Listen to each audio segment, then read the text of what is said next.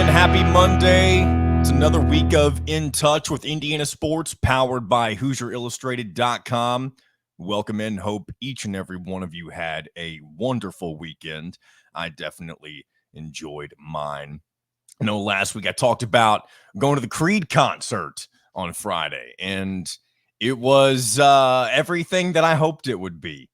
Being their, I guess, first tour in 12 years, never got the chance to see them back whenever, I guess it was their heyday, back whenever they were really on top of rock and roll in the early 2000s.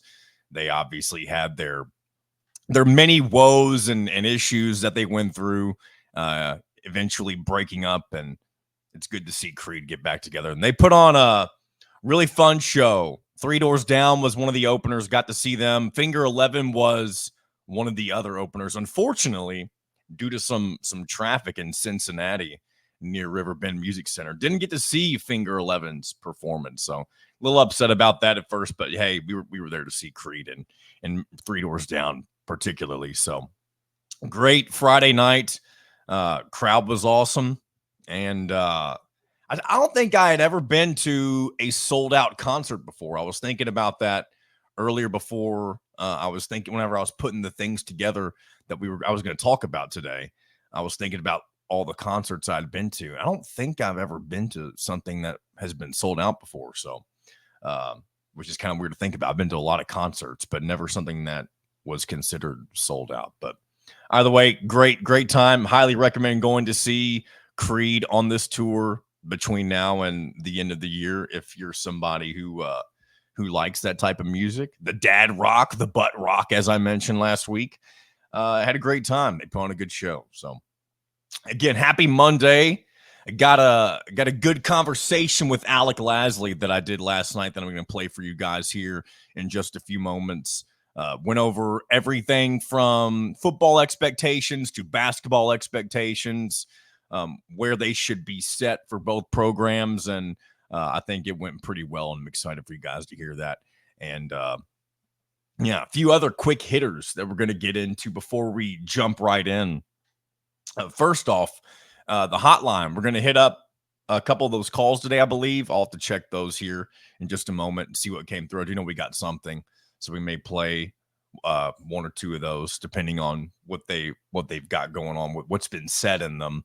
But that hotline, if you do want to hit it, at least the temporary hotline, I should say, is 502-830-9195. It's the same hotline that I use for the Out of Touch podcast. So it may not be a permanent hotline. I'm thinking about, I need to talk with Alec and Kyler and see if they want to set up a Hoosier Illustrated hotline for their account so that we can have something that's used for the entire website per se. Let's go ahead and get into some stuff. Last week, Hoosier Hysteria details were announced heading into the weekend. It's once again going to be on homecoming weekend, Friday, October 18th. And I think that worked out really well last year for the university. You bring in you obviously already have the crowd coming in for the homecoming football game, and you would have already, no matter when you place Hoosier Hysteria onto the calendar, it's going to bring in some folks. And so being able to maximize your crowd for both homecoming football and Hoosier Hysteria, that seems like another smart move by the university to place that on October 18th with homecoming. New Big Ten tournament sites announced for 2025 through 2028 for the men's and women's tournaments. So a quick rundown of that. The men's tournaments will be in 3 different cities across 4 years. And beginning this year, will be back in Indianapolis at Gamebridge Fieldhouse. And then again in 2027, we'll also return to Indianapolis. I'm sure the locals will be excited about that, especially if Indiana has good teams that year. And obviously, when we'll talk a little bit about this later with Alec, Indiana should have a great team in basketball this year. So should be some good stuff. And then in 2026, back up to Chicago at the United Center. That's where the Big Ten tournament will be held then. And then in 2028, the very first time the Big Ten tournament will be held out west at T-Mobile Arena in Las Vegas. So again, that's a little ways down the road, but it will be the first time that the West Coast schools kind of have a chance to, I guess, have an easier travel destination to make it out to the Big Ten tournament. And they've also announced the women's sites. The next two women's tournaments will be in 2025 and 2026. Those will both be held in Indianapolis. In 2027, they will head out west to T-Mobile Arena to play in Las Vegas. And then in 2028, Detroit will host the Big Ten women's basketball tournament at Little Caesars Arena. So got a little bit of variety added to the Big Ten men's and women's basketball tournaments, aside from the traditional Indianapolis and Chicago locations. And really, the Big Ten tournament, it's been all over the place in the last 10 years or so. You've had tournaments in Washington, D.C., you had one in Madison Square Garden, and both of those were very kind of awkward. And I know you want to give those schools that are out on the East Coast a chance to be a little closer to their respective universities, but it's weird. It was weird seeing the Big Ten tournament played in both of those venues whenever they've traditionally been held in Midwestern cities like Indianapolis and Chicago, and then most recently Minneapolis last year, which again, a lot of people found unnecessary. And I do believe that site was selected back when Kevin Warren was the commissioner of the Big Ten, him being somebody from the state of Minnesota, maybe even Minneapolis for all I know. But a lot of people speculated that that was kind of a him thing, if that makes sense. So yeah, Big Ten tournament this year will be back in Indianapolis, and I'm excited for that as well. It's been, I think, 3 years or so. Yeah, because last year's Minneapolis, year before was in Chicago, and then the year before that was in Indy. So good stuff right there.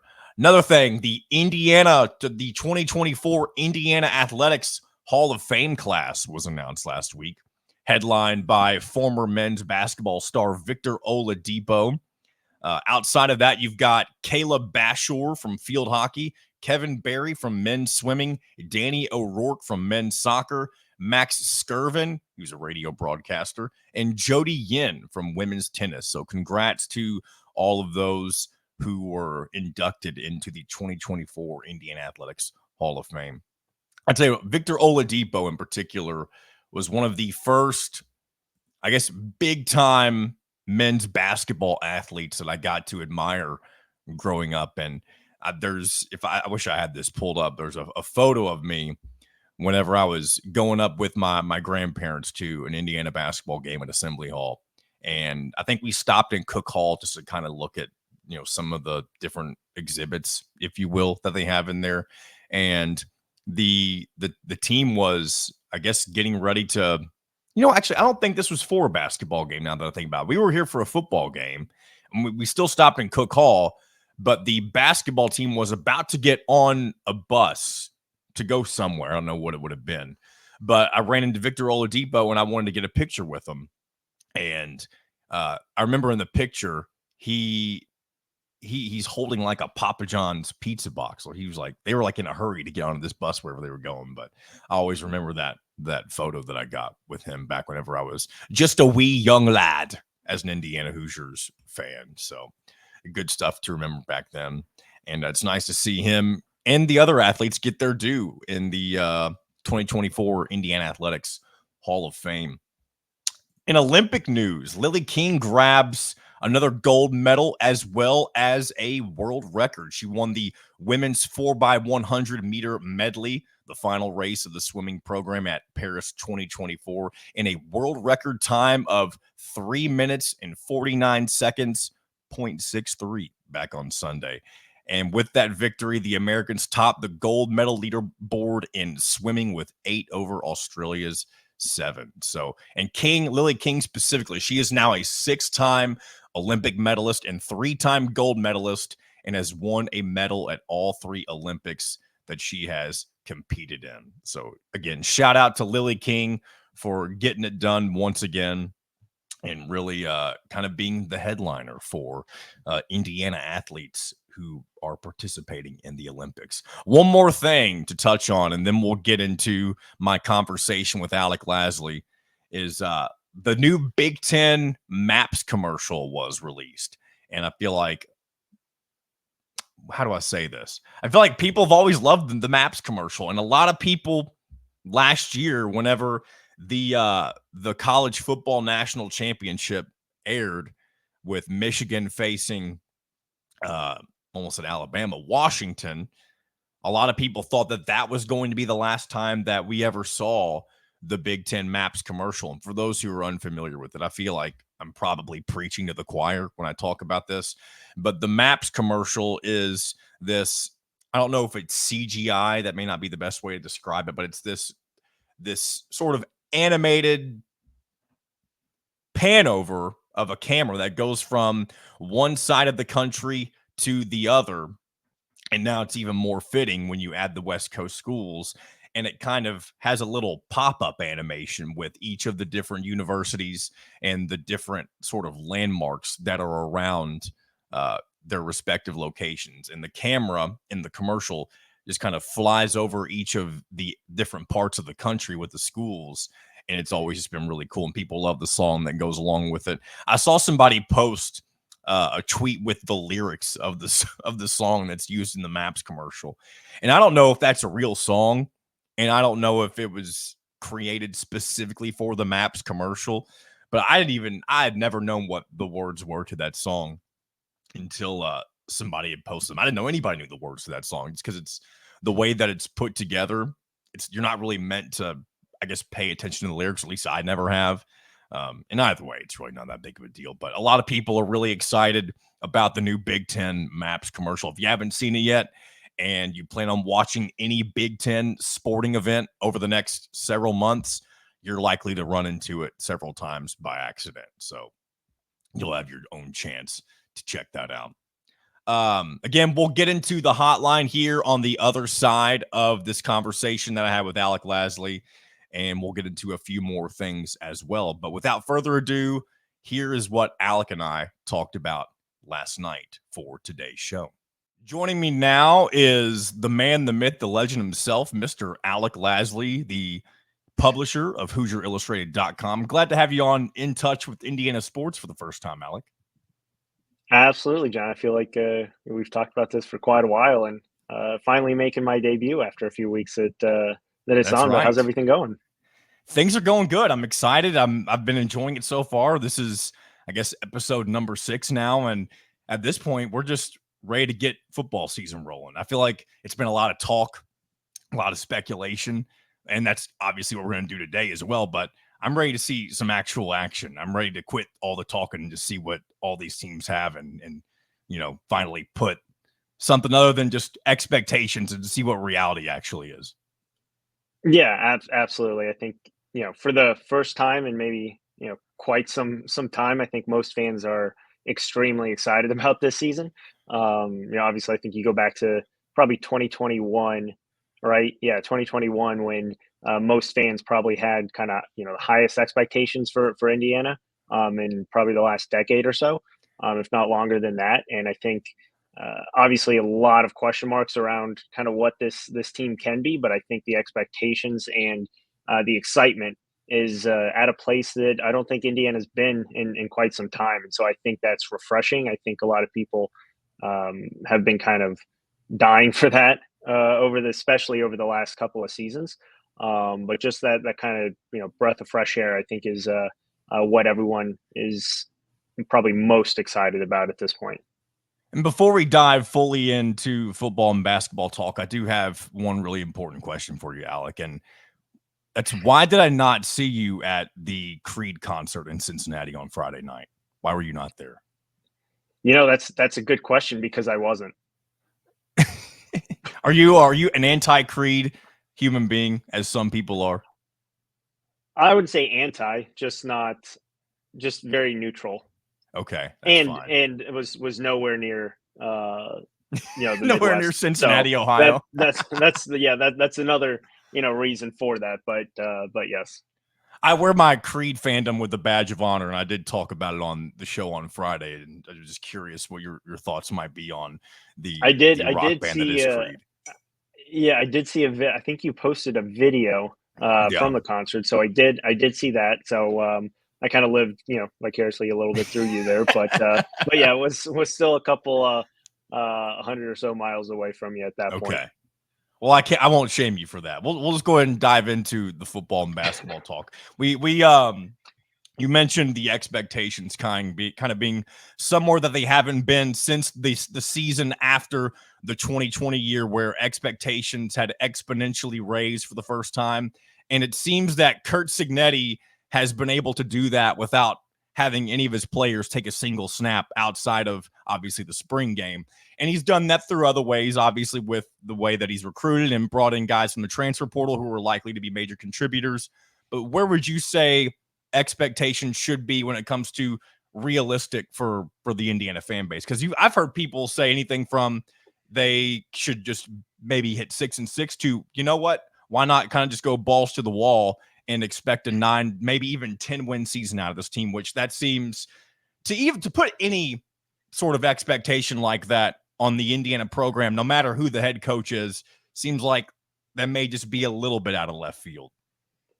Yeah, no, that's the extreme of the extremes, right? I think it's Yeah. difficult for any team with a coach that has been there and built success to get double digit wins, right?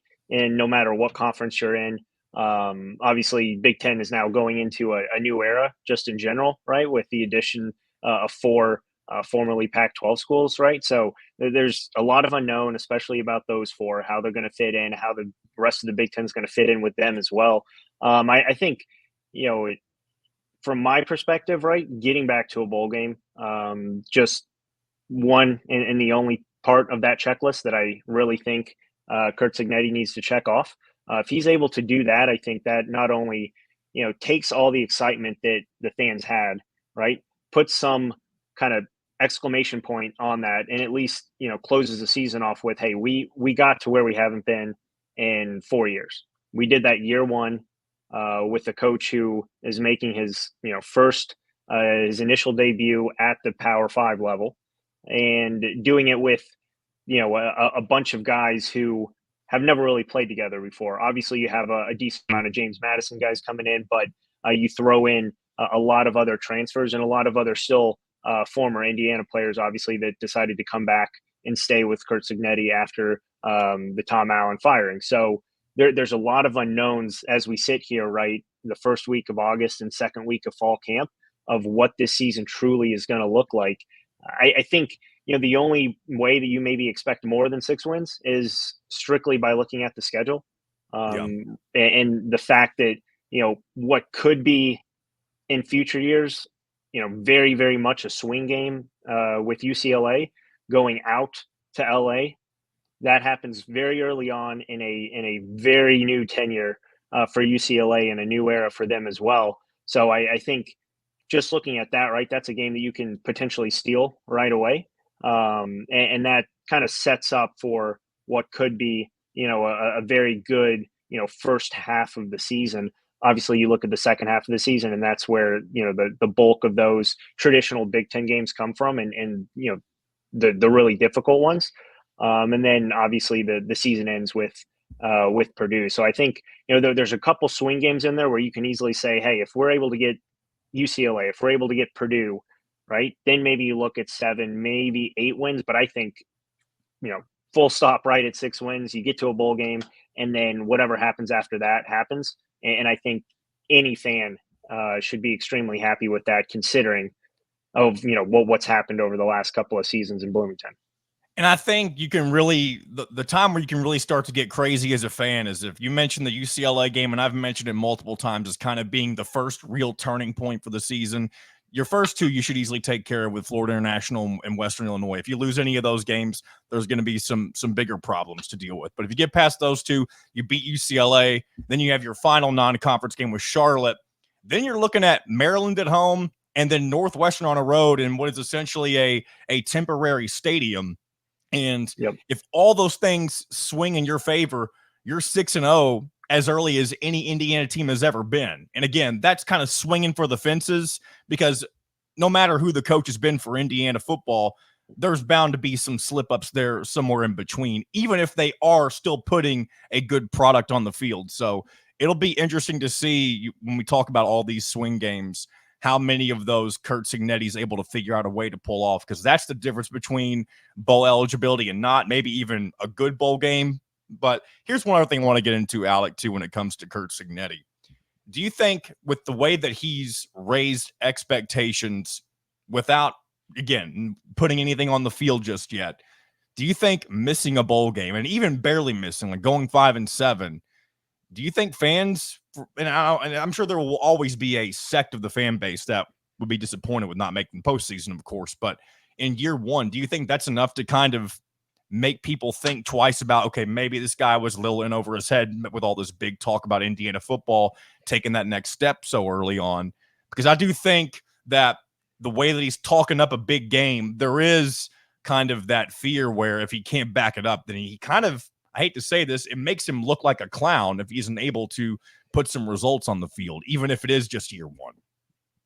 Yeah, I mean, look, he's very much walking a fine line of where he kind of crosses over from the extremely confident to the cocky side.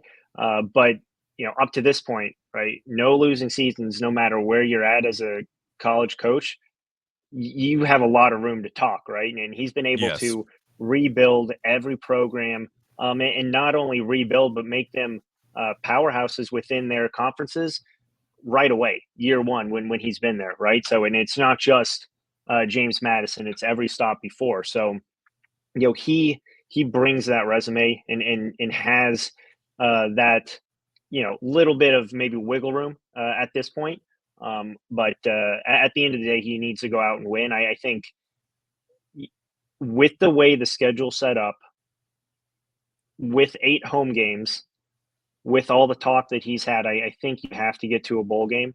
And it's crazy that we're talking about that as kind of that line that you're Yeah. looking at, and where kind of things are going to be drawn in the sand. But with everything that has happened over the last couple of months, I really do think a bowl game is not only obviously achievable, but it's something that you really need to at least hit if you're Indiana. And if you don't win that, then so be it.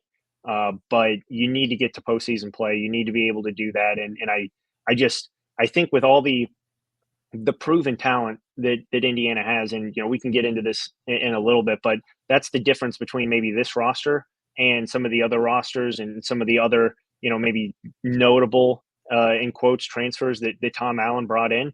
This roster is built with guys who have produced at multiple different levels and been all conference performers, or been honorable mention players wherever they've been at previously.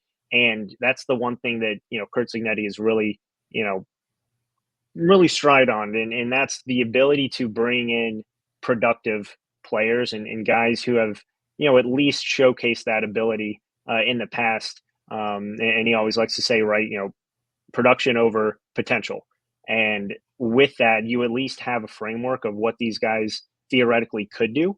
Obviously, we'll see what happens when they actually get on the field and play at this level. But there's a lot of guys who make that transition and make it quite seamlessly. And I think if you have the structure in place and so many guys who have that winning mentality that he also, harps on, I think that's going to be something that really takes his team to the next level in terms of being able to, potentially win some of these quote unquote swing games that we've always seen Indiana lose, because they have been there and because they do know what it takes to compete at a high level. But I do think getting to a bowl game is not it, Let me go and very interrupt you because close, very, I do want to very take it close to a a little. must.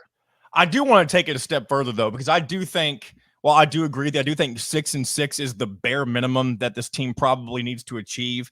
I do think if they're in one of those lower level bowl games like the 6-6 or the 7-5, those types of games, I do think that Indiana also needs to get the monkey off their back of finally winning one of those bowl games. Because again, I don't think it's been since whenever that Copper Bowl was. It was either was it 1990 the last time they won a bowl game?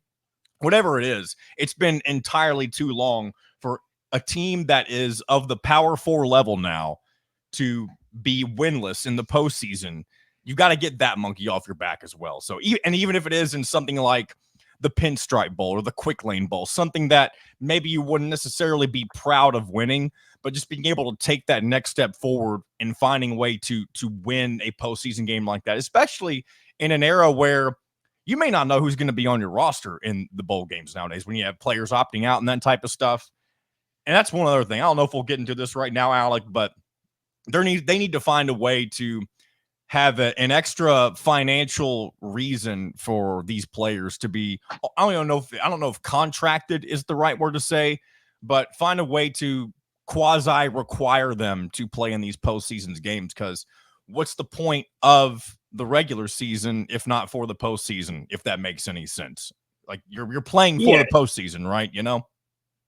Yeah, no, 100% right. And I think, hopefully, expanding the college football playoff doesn't, taint any more of the bowl games. I think there's still, a real need for some of those other postseason, bowl games to really continue to live up to what it was back in the BCS day, right? Where you really didn't have any teams or any players, not playing in those games and opting out. But while I do agree that I think they need to get the monkey off their back, I don't necessarily know if it has to happen this year. I mean that's a big step from a program that again has not won a bowl game since '91, and outside of 19 and 20, and kind of say what you want about the 2020 season, a lot of people still have a lot of question marks about that Indiana season and their ability, obviously, to get to the Outback Bowl, albeit to lose it. But just the fact that obviously throughout COVID, a lot of different hurdles that a lot of teams had to get through. But outside of those back-to-back seasons, right, you look at 15 and 16 as the only other years since the 91 season where Indiana's gone to back-to-back bowl games.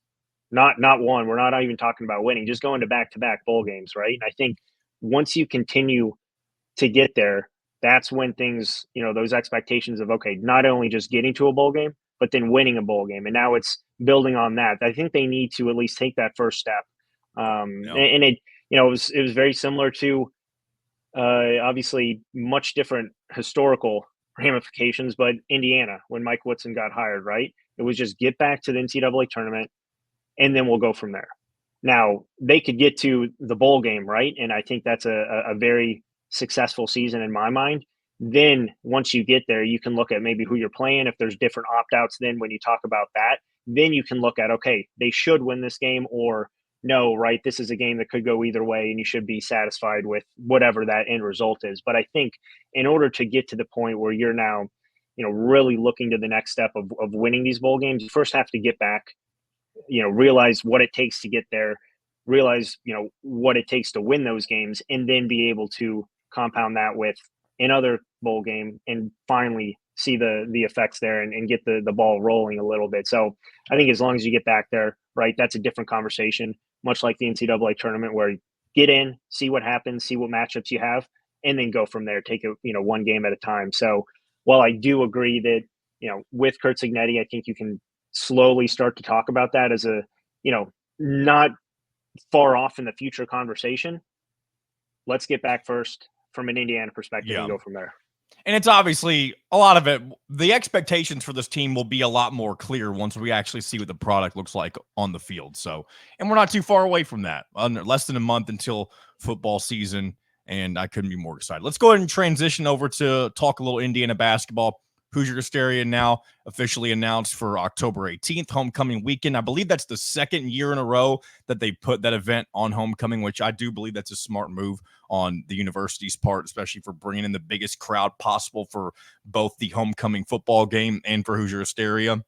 But outside of that, expectations for Indiana basketball. Mike Woodson's kind of got his back against the wall this year, and I don't feel like a lot of people necessarily were expecting this before last season. But when you have things kind of play out the way that they did and the fans get a little restless and you kind of begin to say some things, I'll say this real quick, Alec, and I mentioned this on other shows before.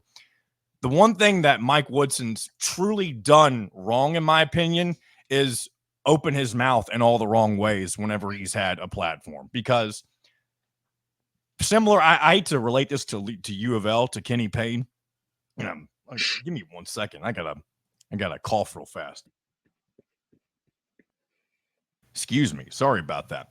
But Kenny Payne, one thing he failed at a lot of things with Louisville, but the way that he made excuse after excuse, he wasn't helping his cause when it came to getting fans to believe in him. Because one thing, and it's something about these alumni head coaches, it's almost like they feel like they're owed something in a sort of a sense, like from the fans, especially when they were a heralded player like Mike Woodson was. I do think he's kind of got to learn to just let things play out on the floor instead of worrying about saying certain things or owning the fans when it comes to that type of stuff. So hopefully, rounding this all back full circle, I guess, when it comes, the team that he's built this offseason should be able to put together, I feel like, a product that should be reflective of a team that should not only make the NCAA tournament, but maybe even make a run to the second weekend. And again, depending on what we see on the floor, similar to what we're talking about football, potentially even further. But again, that all comes down to, can all the pieces mesh together? And I'll let you share your thoughts on what you think this team could be like this fall. Yeah, absolutely. Look, I mean, this is a team that more so a programmer, right? And Mike Woodson, who desperately need that postseason success now, right? We talked about earlier, just getting to the tournament in the first year, that was a massive win, just based off of everything that had happened in the 6 years prior, right? Then the second year, you get back and you just run into a better team with Miami, but you at least won another game. You got one step farther in the process. Last year was obviously a significant step back in multiple different areas, right? And not only on the court but off the court, Yeah. with exactly what you were referencing, and that's a lot of the fan base being very split on Mike Woodson, and that's something 12 months or even 6 months before that, not a lot of people expected to kind of be where that 2023-2024 season ended up. At the end of the day, I have no issue with the fans doing what they did, because at some point, right, you need to hold the coaches and the staff and the players accountable. Now, obviously, there's always going to be a certain part of the fan base that is very off in what they expect and the rationale behind it. Yeah. But a large portion of the fan base, right, they are craving that kind of success that either a lot of them haven't seen but they know about, or saw at the very beginning stages of their life and have been missing out on the past 20 plus years. So that's a very fine line to kind of walk if you're Mike Woodson, right? Because he's almost expecting, regardless of what happens, the fan base to always be on his side because of what he did as a player, and obviously kind of what he's been able to do in bringing back some of that really good alumni feel, and bringing a lot of the former players back, and really doing one of the key things from what he said when he did take over the program, and that's really bringing the different Indiana basketball eras back together. And I think he's done a phenomenal job at doing that. And I think that's a certain level of respect that you do have to give him. And that only goes so far, though, if you're not going to keep winning. And I think that's where that, the water becomes a little murky there because of last season. This year, vastly different. I think this year has to be a second weekend team. If not, then I think it's going to be a disappointing year. Now I say I'll that interrupt you too, though. if If the team ends up being really good, but they don't make a deep tournament run, I don't think that's a fireable offense. You're definitely going to, the noise will continue to ramp up. There will be people who will be unhappy and claim things that he can't get it done in March and that type of stuff. The same things that were always said about Matt Painter at Purdue. And there are some truths to those whenever you've never done that, and especially when someone like Mike Woodson, he's never coached at the college level until he got to Indiana. So there's obviously a lot of unknowns with that. But I do think if the team ends up having a really good year, but they do just, they croak in the postseason a little earlier than maybe they would be expected. I don't think that he would necessarily be fired for something like that.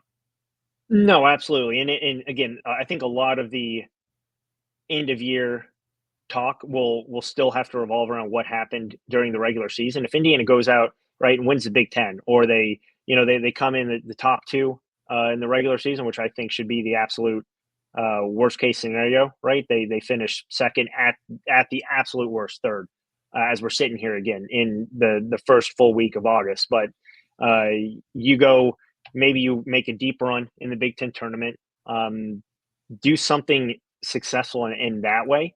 But they can't be in the middle of the pack. They can't. This is way too skilled, way too deep, way too talented of a team, and now way too tenured of a college basketball coach with Mike Woodson to rely on the same excuses that he's had over the last couple of seasons. Right, that was able to get you so far. Now you've been able to get through your worst season as a head coach, but definitely worst season in terms of what the fan base has portrayed you as. You need to be able to bounce back. You did Mike Woodson in Indiana has done a phenomenal job this offseason at really hitting home runs in the transfer portal, which they missed out on last year. But making sure that this team fits a lot better with that system that Mike Woodson wants to run. Obviously, there's going to still be some questions about perimeter shooting, but they did, for the most part, solidify this roster in a way that you now, without a doubt, have the most talented roster, in my opinion, in the Big Ten. And you need to go out there and, yeah, there will probably be some growing pains throughout the non-conference and probably the early stages of Big Ten play, but you have enough talent where you can get away with not playing perfect games and still winning because you have that talent and because these pieces fit better strictly on the backs of the improved guard play. And that's what really needs to carry this team. But if you go in and again, you kind of limp through Big Ten play and you make the tournament, but you're out in the first weekend, I think, bigger conversations need to happen because this is just way too talented of a team, again, on paper. And if they don't mesh well, then that has to be something that still falls on the shoulders of this coaching staff. So either way, I still think it goes back to the coaches at the end of this year if they're not able to really put together what I think should be a second weekend team at a minimum. Yeah. And I'll say this too. One thing that I think a certain group of the fan base probably needs to understand, no matter how much talent is on this team, the shooters, all that type of stuff, Woodson is still going to always run his team through the post. And that doesn't mean that it won't work. A lot of people think that is an outdated style, and there may be some truth to that. But the difference this year is that the personnel that isn't involved with the front court should be a lot more complementary to that style than it has really in any of his previous seasons. And we'll find out pretty early, especially when they head down to the battle for Atlantis in the Bahamas, if that style can hold up when you're playing teams potentially like Arizona or Gonzaga or even Providence for that matter. We're gonna find out fairly early what these guys are made of. And it'll be interesting to see how it ends up playing out because I feel like a lot of people are going to make their judgments on what this team's potential is going to be on what happens down in the Bahamas, similar to what happened last year whenever they faced Auburn on a neutral floor and in Kansas at home. Those marquee non-conference games, man, especially with Indiana, those are usually what define the expectations for the rest of the season. Whether that's fully justified, that remains to be seen, obviously.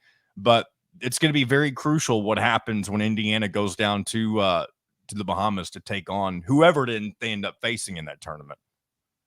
Yeah, and that's going to be three teams that are really going to be the pinnacle of the non-conference, right? I mean, everyone obviously was up in arms over the non-conference schedule. And really the only notable game outside of the Bahamas, South Carolina at home, which is a much different South Carolina team than a year ago. Well, I do want to interrupt you real quick because I did have some qualms of why people were complaining about it. And I do understand, like, you're playing all of your tough games in literally 3 days time span, but you're also not going to be playing any less of an amount of marquee matchups that you were playing last year, if that makes sense. They're just all concentrated in one area. Yeah, and honestly, by the metrics, at this point, right, this is a more difficult schedule than it was last year, from top to bottom. Now, you were more top heavy last year, but the bottom this year is going to be much better than the bottom last year, and it's just everyone obviously looks at the teams in the name, and they don't actually look at what they did specifically come conference play. A lot of these teams finished first or second in their specific conferences for the regular season last year. Now, obviously, that was last year. That's not going to be this year, with much different rosters coming in. But based off of the metrics, this is a more difficult non-conference than last year. But a lot of people, again, they are very driven to have notable non-conference games inside of Assembly Hall, and that's just not the way that outside of the Kansases, the North Carolinas, and the Gonzagas, right?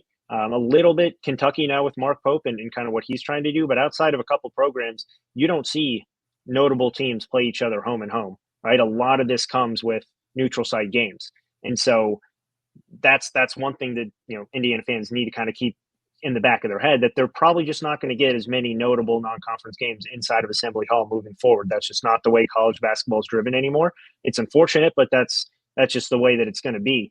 And so I think, again, just a lot of people were very upset about that, and they looked at Indiana barely getting through some of these very much non difficult games in the non-conference last year against Army, or against obviously Morehead Florida Gulf State, Coast. any of those guys, Yeah, really. yeah. So I mean, that's what they're going to remember, and that obviously came back to really bite them come the end of the year. And a lot of fans are hoping that doesn't happen again this year, because if you go, maybe 1-2 in the Bahamas, let's say, right, that's now going to put a lot of pressure on you to make sure you get some big wins in Big Ten play, and make sure you do finish at the top, because you don't have the rest of that non-conference to really bring you up. But again, I think there are going to be struggles to begin the year.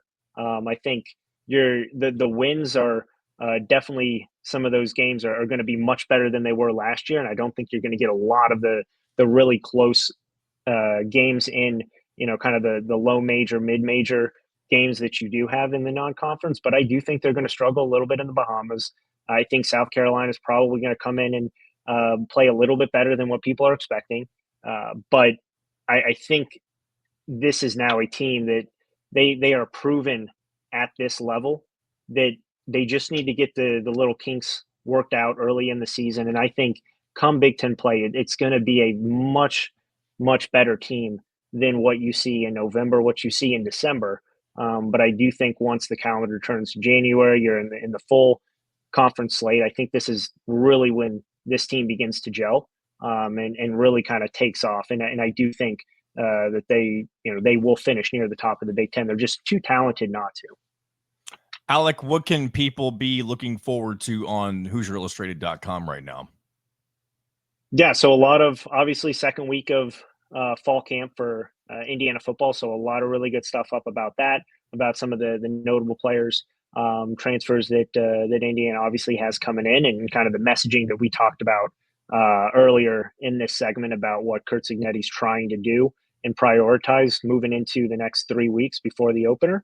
And then have a couple player previews coming up from Kyler for some of the newer guys on the basketball side, as we get a little bit closer to the start of fall workouts for them. But some takeaways after summer workouts as well for basketball. Now they have about a 2-week span before they come back to campus, so they're enjoying some time off. But a lot of good stuff coming up. Absolutely. And it's a pleasure. It was a pleasure, I should say, having you on finally for an episode of In Touch with Indiana Sports. So we'll look forward to having you on again sometime in the future, of course. Absolutely. I appreciate it. Good stuff there from Alec Lasley. Pleasure having him on, and he will definitely be making more frequent appearances as we go about this lovely, lovely show that we call In Touch with Indiana Sports, especially as we get closer to football season and basketball season and all the good stuff that comes along with that. A lot of excitement with both programs, as I'm sure many of you took away from that conversation. Different levels of excitement, and we've talked a lot about football specifically over the last really these first few weeks of doing the show, just because it is the advent of a brand new year in college football and a brand new era in Indiana football with Kurt Signetti and just the way that expectations have been raised is again something that we haven't really experienced since that. I don't want to call it necessarily a miracle, but that outlier really of a 2020 season that created all of the hype for 2021, but it just couldn't be delivered and ended up having one of the more disappointing seasons of Indiana football when they only won 2 games that year. It still feels like a lost season back in 2021 when you had all of the the schedule is never set up in your favor, and I don't want to dwell on the past too much, but a lot of people remember that game against Cincinnati and the play when Micah McFadden got thrown out after Indiana was already up 14-0. And from then on, that was it. Indiana kind of folded. And Kurt Signetti is trying to create a culture where they don't do that, because that Cincinnati team, yeah, they were very beatable, obviously, but that Cincinnati team ended up going all the way to the college football play. Am I misspeaking? I know Cincinnati had a couple of good years, but Cincinnati I know they went to the college football playoff, but was that in the year 2021 or 2022? Let's see. Cincinnati went to the college. So it was in 2021. So yeah, I was correct. So the year that Indiana had them on the ropes and was 2-10, they were in the college football playoff. The only group of 5 team to make the CFP whenever it was 4 teams. So shout out to the Cincinnati Bearcats. And then Indiana basketball. I know there's a lot of, I don't feel like they're in a controversial spot right now, but it's one of those things where they need to win. And that, as we've heard and talked about time and again, winning cures anything. And if Mike Woodson puts together, not even puts together, but if the pieces that Mike Woodson has put together mesh correctly and the results are shown on the floor and they win key non-conference games leading up into the conference season, of course, then that'll silence the crowd, at least for the time being. And then, as we talked about earlier as well, from then it gets to the postseason. And can you get it done? Can you at least get back to that second weekend? And all of that, we'll have to wait and see on that. Let's go ahead and jump into the hotline. Thanks for those of you who gave us a call. I'm going to play one message here for you today. And again, that number, if you ever want to leave us a call about anything, and it doesn't have to be about Indiana sports. This is an Indiana sports show, but you can comment on anything. And you can also you can use it for the podcast hotline as well. But let us know if you have anything you want me or guests to comment on, whether it be Indiana football, basketball, something else outside of those 2 topics, or even if you want to complain about something that we are talking about, you can do that as well. That number is 502-830-9195. Let's go ahead and play this call that came in earlier this weekend. Hey, John. This is your longtime, lovely, loyal listener, Justin Beard. Shout out to Mr. Justin Beard. Appreciate the call, my man. Let's see what else you had to say. Congrats on the new platform, man. I'm sure Jim's going to miss you, but better opportunities await, eh? Hope you have fun at the Creed concert tonight. I hope you get lifted higher by Scott Stapp's beautiful voice. Oh man, thank you for that one, for that little comment, Justin. Yeah, again, as I mentioned at the beginning of the show, I guess I'll just reiterate what you just said. Scott Stapp did lift all of us higher with his beautiful voice, and I'll say one other thing: he is in the best vocal shape of his entire career. I feel like if you've ever seen videos or been to previous shows of Creed's, then I think it goes without saying that this is probably the best shape he's ever been in. But onward. And the sports, When, and I'm saying when, not if, when Kurt Signetti wins the Big Ten in football, will Mitchell Page be leading the parade, and what kind of garb will he be wearing? Will he be wearing a cheerleader costume, et cetera, et cetera? All right, buddy. Appreciate you. Bye-bye. Oh, thanks again for the call, Justin. Yeah, so man, I wish Mitchell Page was here to weigh in on that last little bit. I may have to play some of this on the Out of Touch podcast just to get his thoughts. You said when, not if, Indiana wins the Big Ten in football, what will Mitchell Page be wearing to the parade? I tell you what, there is absolutely no telling what Mitchell Page would be doing if Indiana managed to win a title in Big Ten football. I don't want to speak for him, so I think I'm going to shelf the last part of that question until I'll either play this for him on Out of Touch later this week, or I will have him on this show.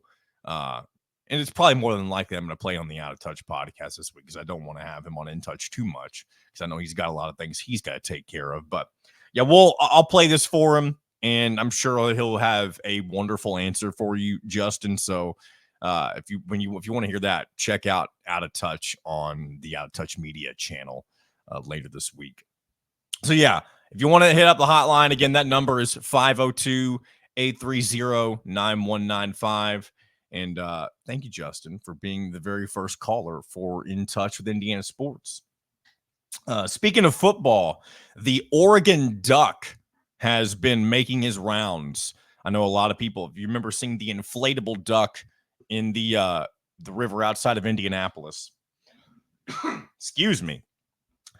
He's also been making his rounds, the mascot, I should say, not the inflatable duck. He's been making his rounds at the different Big Ten campuses, and he recently made a stop in Bloomington, and he was seen literally, I guess we'll just flat out say he looked like he was groping Hep's Rock. And maybe that's not the best image to put in your head, but all you got to do is look up the Oregon Duck. He's laying flat over top of it, and he's trying to, I guess, assert his dominance, we'll say. So the Oregon Duck, there's plenty of other comedic pictures that have been posted of the Oregon Duck at various Big Ten locations, but that is what he was doing in Bloomington, and do with that what you will, I'll say. But Indiana doesn't face Oregon this year, so there won't be a chance for, I guess, the Hoosiers to rectify that unless both teams happen to find themselves in the Big Ten football championship, as Justin Beard says will inevitably happen. So one other thing on the football side of things, James Evans was listed on the Ray Guy Award watch list for his punting ability. And again, that's great for him. But I do want to say this, or I want to take this as an opportunity to share my thoughts on watch lists, because we're obviously at the time of year where there are many, many, many versions of these types of lists coming out there, whether that be for quarterbacks, receivers, basically any position you can think of for football. And there is a list out there for someone who could potentially be the best player at that position. But what is any of that based off of? Usually these lists have close to, and if not maybe more, 50 people on these lists. Like, you can't tell me that there are 50 quarterbacks who genuinely have a shot to be the best player in college football. And I realize, like, I don't want to take away from it being an honor for these guys who get stuff like that, but it's not really based on anything. It's strictly off of potential, or especially if they're high school guys, if they're guys who haven't played a snap in college. It's literally just based off of potential. And yeah, there is some merit when it comes to guys who have been in college before, and they have a couple of seasons under their belt. But I think what's just always been weird to me is seeing that they put so many different players on this list. There's been Indiana guys on lists in the past who really had no business being there. and again, I don't mean this to sound like a shot. Honestly, there's probably no way to frame it other than the fact that maybe it is an unintentional shot at some of these guys who get put on there. But again, it's more so at the why put that extra pressure on some of the players. That's kind of the way I see it. And then I know you'll have the mid-season watch lists, and those are a little more justified because you have something from the year to base it off of. So that's just my little thought on watch lists and the like. One other thing, and this is away from the football side of things. For those of you who are keeping up with the basketball tournament, the TBT, if you will, Carmen's crew, the Ohio State alumni team, those are the group of guys who ended up coming away with this year's TBT title. They defeated Forever Cougs, the Houston alumni, 69-65 over the weekend to be this year's champs of the basketball tournament and the prize of $1 million. And a couple guys who some of you may recognize from past Ohio State teams were on this alumni team: Jared Sullinger, Caleb Wessing, Keyshawn Woods, and Kyle Young. Yeah, that's right. Kyle Young. He's definitely, because I know a lot of these teams, and I'm sure for those of you who watch the TBT are aware, they don't always feature Ohio State alum, or just alum of the team. And like Indiana's, the Assembly Ball team didn't have just Indiana alum on it, but so yeah, good for the. I don't know if it's really good for the Big Ten. Honestly, it's not really good for anything when it comes to the program, the current programs for what it's worth, I guess. But I guess it's good to see maybe a Big Ten team come out on top. They defeated Houston, and in the previous matchup, they defeated La Familia, the Kentucky alum. So I'm definitely happy to not see the UK alum come away with this win. But yeah, hopefully I'd like to see Assembly Ball put together a better run next year. Hopefully they'll have a lot more guys who are free from injury and more raring to go. And you may even have a different selection of dudes to choose from next year in the 2025 TBT. But I guess shout out to Carmen's crew, the Ohio State alum. On their way there, I do believe they took down the defending champions from the TBT, which was a group called Heartfire. They weren't an alumni group per se. Like, there were alums, but it wasn't a specific alumni team for any particular school. It was just a bunch of kind of a super group, if you will, just the best of different teams, if that makes sense. So there you go. Carmen's crew, winners of the 2024 TBT. I think that's going to about wrap it up for us today here on this Monday. Be sure to check out HoosierIllustrated.com and subscribe to Hoosier Illustrated on YouTube, especially during this time of year where we've got all of the new press conferences coming out. If you want to be the first to find out what the likes of Kurt Signetti and some of the players have to say, be sure to subscribe and be sure to like and leave a comment on this show if you enjoyed today's episode or previous episodes. And I look forward to continuing to do this later on this week. We'll bring Kyler Staley on once again. I don't know if it's going to be Wednesday or Friday, and we'll try to get a special guest on for the other day later this week. So happy Monday to you all once again. Appreciate you, and have a great week, everybody. We'll do this again on